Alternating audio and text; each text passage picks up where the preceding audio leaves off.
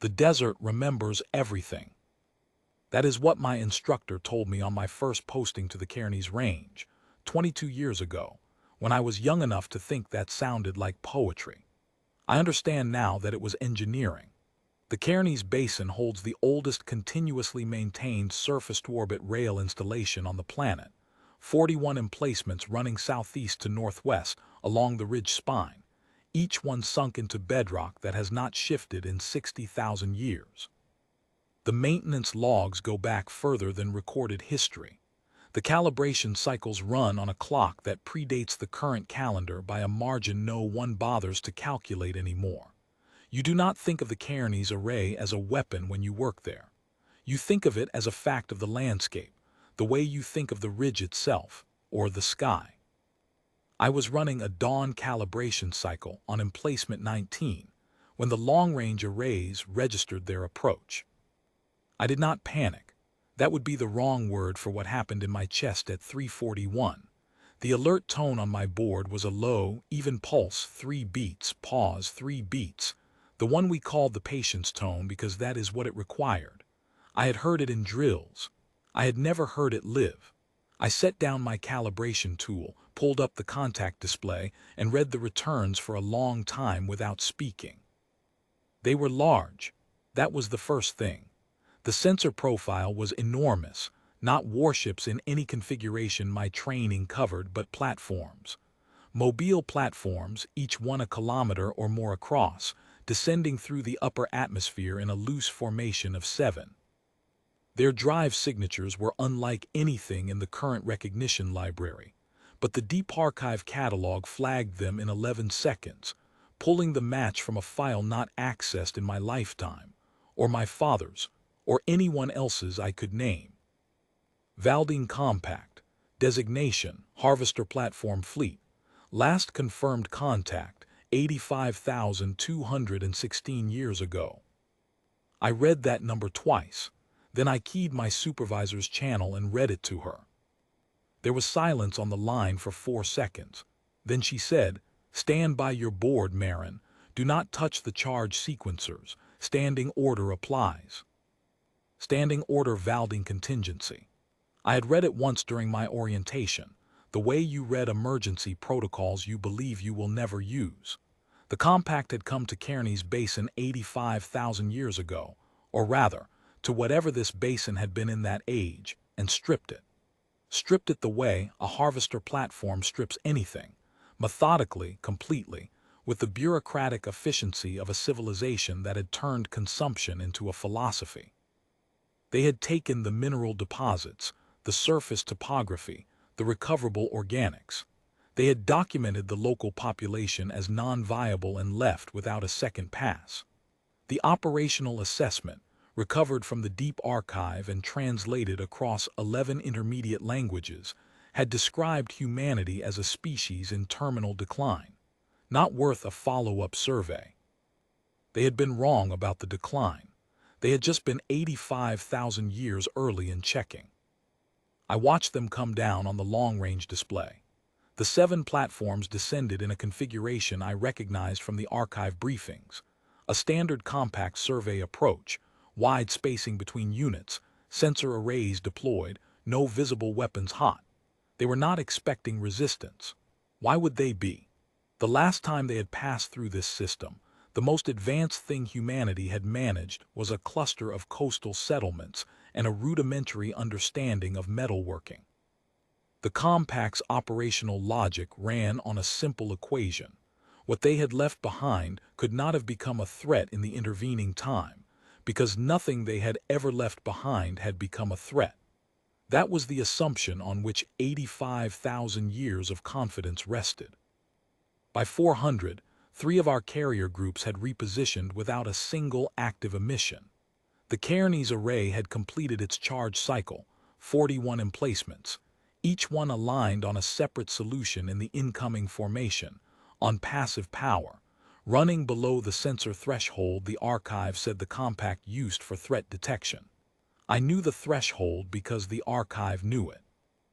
We had studied everything they had ever published, intercepted, or inadvertently broadcast in the 85,000 years since their visit. When you have that much time and a civilization that never stops listening, you learn a great deal about the people who dismissed you. I watched the lead platform slow.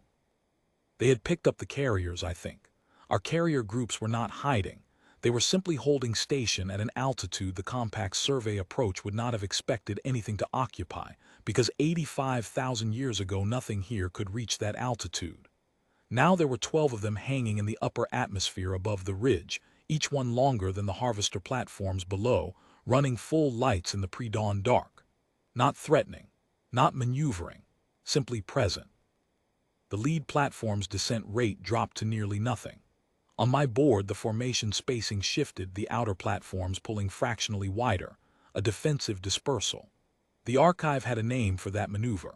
We had cataloged it from intercepts of compact internal communications recorded 40,000 years ago, when a survey team of theirs encountered something unexpected in another system and filed a contact report before going silent. The archive had kept that report. The archive kept everything. At 4:17, the compact fleet broadcast a tight beam query on the frequency their operational doctrine used for initial contact. The translation came back in under 3 seconds. Our linguistic models had been running on compact dialect chains since before my grandmother was born. The message was a survey authorization demand, standard compact protocol. They were announcing their legal right to resource extraction under a galactic compact that had been formalized 60,000 years ago, and that Earth had never signed, because Earth had not been a recognized signatory civilization when the compact was drawn up. They had left us out of the treaty because we hadn't mattered. My supervisor authorized the reply transmission at 4:19. I listened to it go out. It was not long. It identified Earth's current territorial boundaries, cited the defense protocols registered with the same galactic authority the compact had just invoked, noted that Earth's membership in that authority post-dated the compact's last visit by approximately 80,000 years, and formally declined the survey authorization request. It was written in compact administrative dialect, in the formal register their senior councils used. It closed with a phrase that translated. Approximately 2. The prior assessment of this system's status has been superseded. I watched the formation on my board. For 6 minutes, nothing moved. Then the lead platform began to ascend. Slowly at first, then with more urgency, the formation pulling together, the wide survey spacing collapsing into a tight transit cluster. They were leaving. No further broadcast. No second demand, just a slow, then rapid reversal of everything they had descended to do. 7 platforms, each one a machine built for the certainty of consumption, climbing back through the atmosphere toward the transit corridor they had used to enter the system. I had not touched the charge sequencers. Standing order was clear on that point.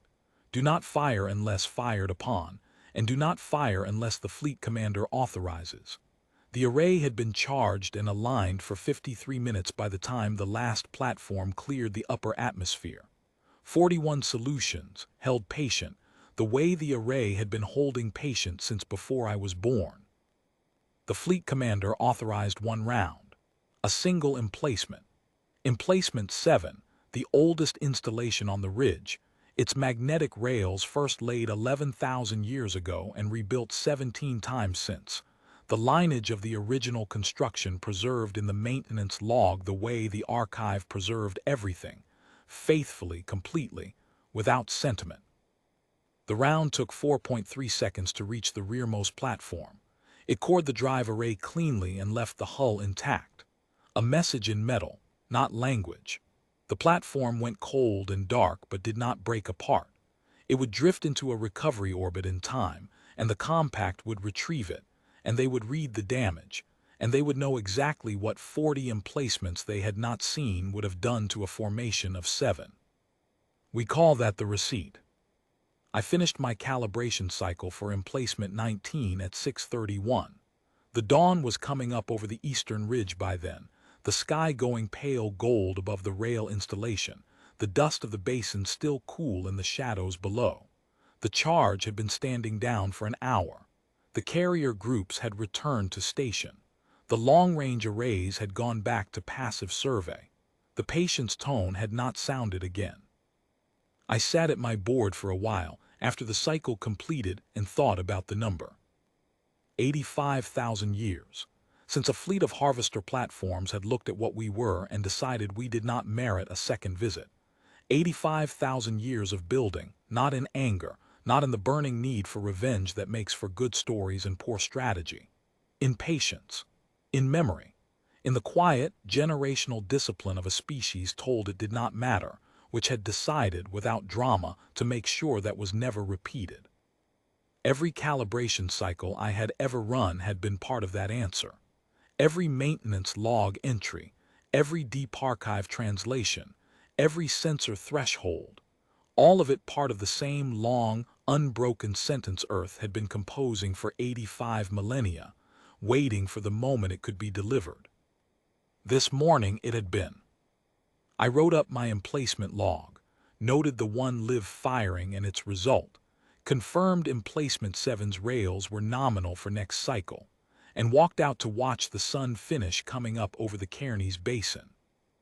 The desert remembers everything. I finally understood what my instructor had meant. So do we.